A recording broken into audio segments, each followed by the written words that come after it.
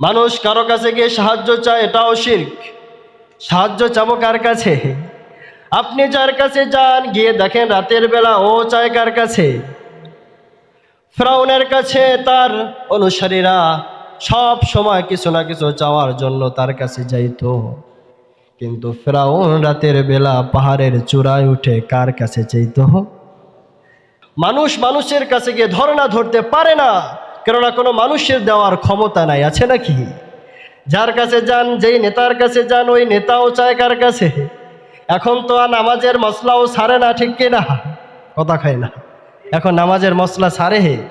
এখন খালি আল্লাহর কাছে দোয়া, আল্লাহ আমারে বাঁচাও, আল্লাহ আমারে অপমান করিও না, আল্লাহ আমারে বেইজ্জত করিও না, ঠিক কিনা বলেন?